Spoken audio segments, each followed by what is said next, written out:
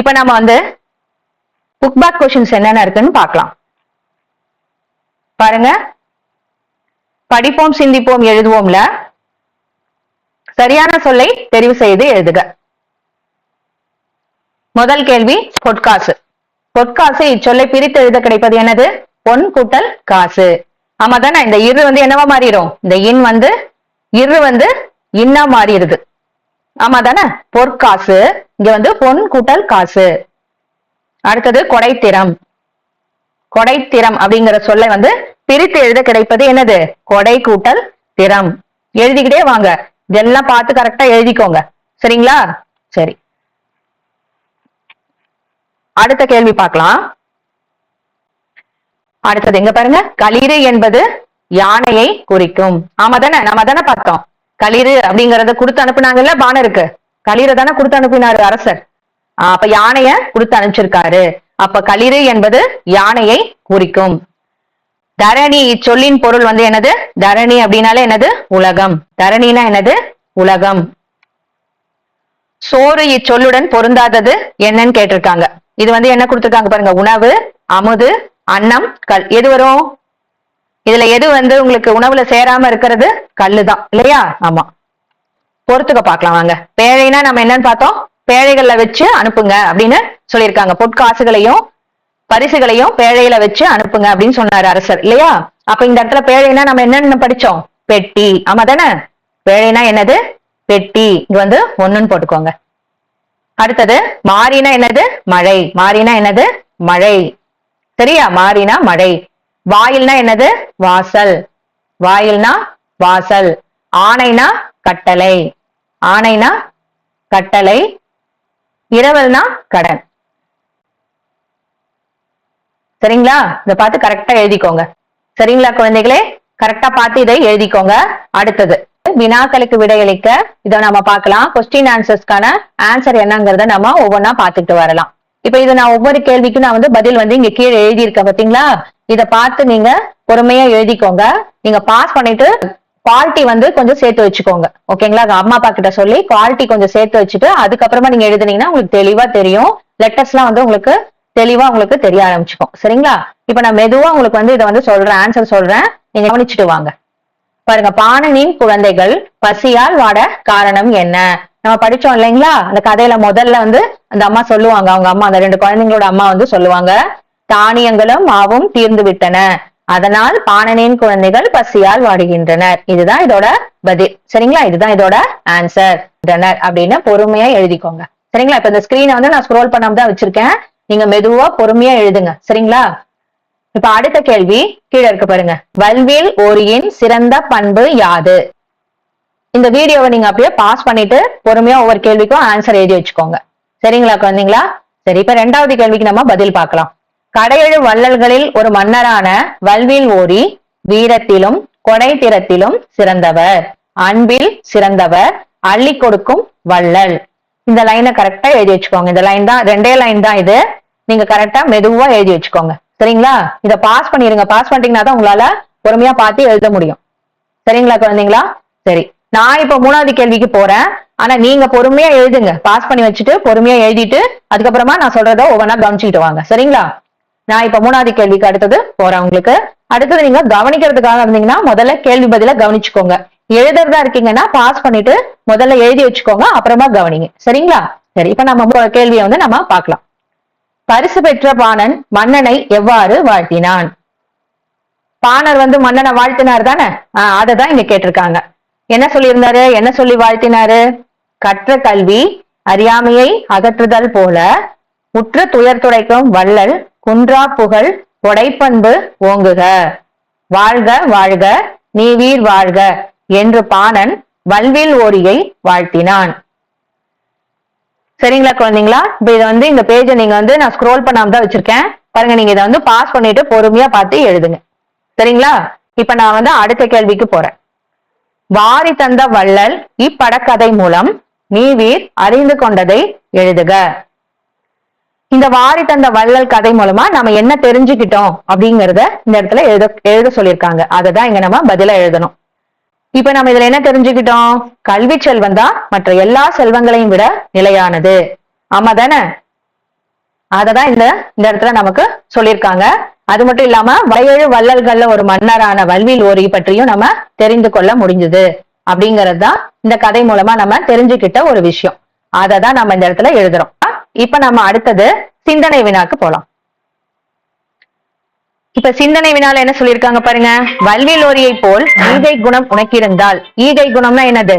Help பண்ற mind. உனக்கும் help பண்ணணும், மத்தவங்களுக்கு உதவி செய்யணுங்கிற எண்ணம் உனக்கு இருந்தா நீ யாருக்கெல்லாம் உதவி செய்வாய்? ஈகைனா என்னது? கொடை. ஈகைனா கொடை. ஈகைக்கு சரியான பொருள் வார்த்தை என்னது? தமிழ் வார்த்தை கொடை. யதார்த்தமான தமிழ் என்னன்னு சொல்லுவோம்? உதவி. ஓகேங்களா? அப்ப வல்வில் ஓரியை போல உனக்கும் உதவி செய்யற குணம் இருந்ததுன்னா நீ யாருக்கெல்லாம் உதவி செய்வ அப்படின்னு இங்க கேட்டிருக்காங்க. இங்க நான் உங்களுக்கு எப்படி எழுதி கொடுத்திருக்கேன் அப்படின்னா, நான் என் உடன் படிக்கும் மாணவர்களில் உண்மையில் உள்ள நண்பர்களுக்கு உதவுவேன் அப்படின்னு இங்க கொடுத்திருக்கேன். சரிங்களா? இதையும் நீங்க பார்த்து பொறுமையா எழுதி வச்சுக்கோங்க. சரி, இப்ப நம்ம அடுத்த பகுதிக்கு போலாங்களா? இதுவும் ஒரு சிறு கதை கொடுத்திருக்காங்க. இந்த கதையை நம்ம படிக்க ஆரம்பிக்கலாம் வாங்க. உரைப்பகுதியை படித்து வினாக்களுக்கு விடை எழுதணும். இந்த கதையை நம்ம படிச்சுட்டு இதுல இருந்து கேள்வி கேட்டிருக்காங்க இல்லையா, அதுக்கு நம்ம பதில் கொடுக்கணும். குப்பன் 5ஆம் வகுப்பு படிக்கிறான். தன் வேலையில் யாரும் குறுக்கிடக் கூடாது என்று எண்ணுவான். சுதந்திரமாக செயல்பட வேண்டும் என்பதே அவன் ஆசை. ஒரு நாள் அவன் பட்டம் விட்டுக் கொண்டிருந்தான். அப்போது அவனுடைய தந்தை அங்கு வந்தார். இந்த பட்டத்தை பார்க்கும்போது உனக்கு என்ன தோன்றுகிறது என்று கேட்டார்.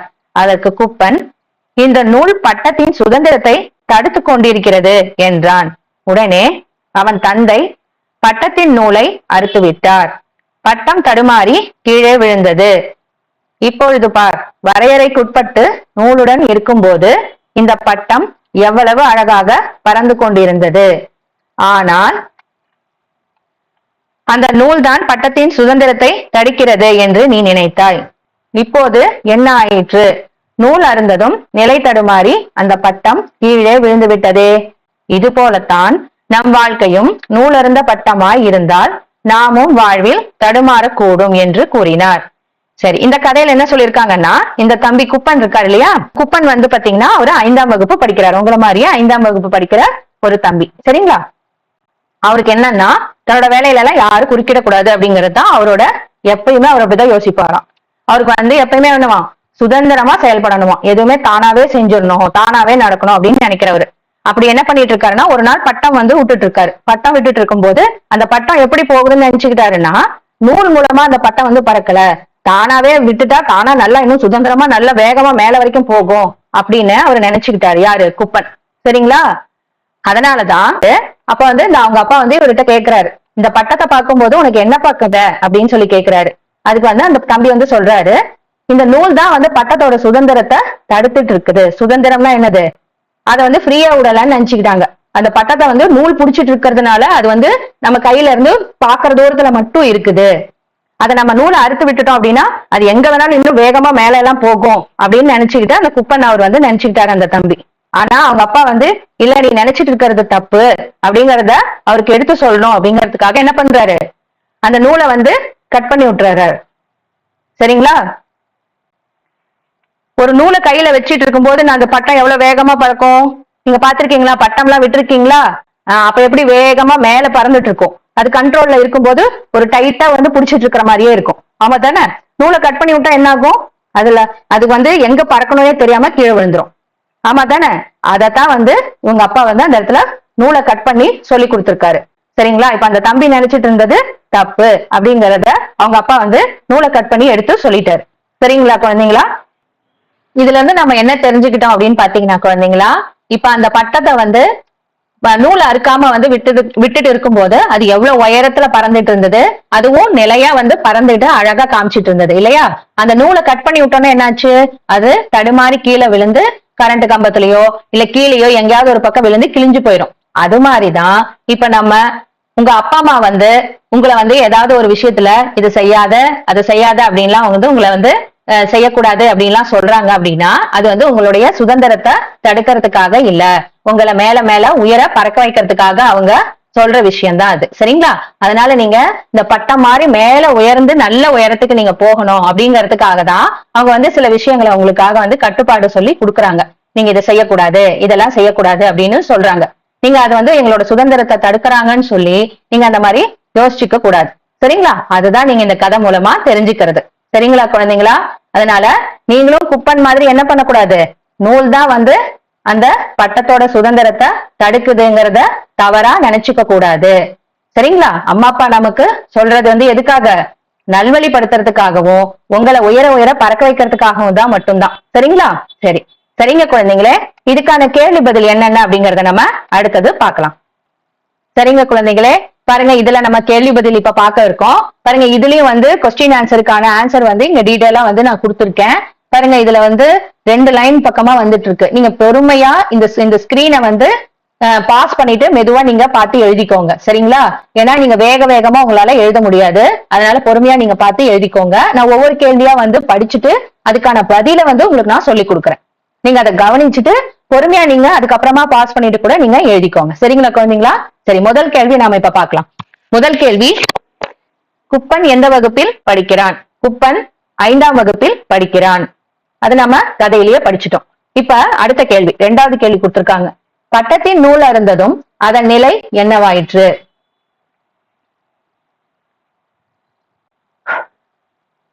அதுக்கான பதில் வந்து நூல்தான் பட்டத்தின் சுதந்திரத்தை தடுக்கிறது என்று குப்பன் நினைத்தான். ஆமா தானே? குப்பன் அப்படித்தானே நினைச்சுக்கிட்டான். ஆமா. ஆனா பட்டத்தின் நூலை அவன் தந்தை அறுத்தவுடன் நிலை தடுமாறி அந்த பட்டம் கீழே விழுந்து விட்டது. சரிங்களா? இதுதான் இதோடைய ஆன்சர். இதை நீங்க பொறுமையா எழுதிக்கோங்க கண்ணுங்களா. இப்ப அடுத்த 3வது கேள்விக்கான பதில நம்ம பார்க்கலாம். இக்கதையின் மூலம் நீங்கள் அறிந்து கொண்டது என்ன? இதுக்கான பதில், நூல் அருந்ததும் நிலை தடுமாறி அந்த பட்டம் கீழே விழுந்து விட்டது. இது போலத்தான் நம் வாழ்க்கையில் நூலருந்த பட்டமாய் இருந்தால் நாமும் நம் வாழ்வில் தடுமாறக்கூடும் என்று கூறினார். சரிங்களா? சரிங்க குழந்தைங்களா, இதுக்கான கேள்விக்கான பதில மெதுவா பொறுமையா நீங்க எழுதிக்கோங்க. அடுத்து நம்ம கோடிட்ட இடங்களை நம்ம நிரப்புக பார்க்கலாம். அடுத்தது முதல் கேள்வி, இதுக்கான ஃபில்லப்ஸ்ல ஃபர்ஸ்ட் கொஸ்டின் பார்க்கலாம். பாருங்க, கண்ணுக்கு அழகு பிறரிடம் இரக்கம் காட்டுதல். ஆமாதானே? அதுதான் நம்ம படிச்சோம். அடுத்தது 2வது கேள்விக்கான பதில், சிறுபந்து மூலமுடைய ஆசிரியர் யாரு?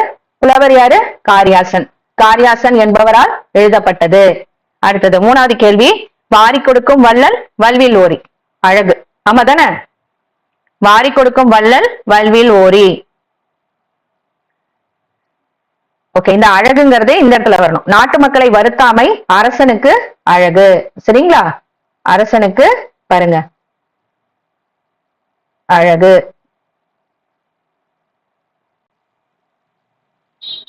சரிங்களா? பாருங்க, நாட்டு மக்களை வருத்தாமை அரசனுக்கு அழகு. இதை எழுதிக்கோங்க. சரிங்களா? ஓகே, இப்ப அடுத்தது பிறமொழி சொற்கள் கலவாமல் எழுதுக.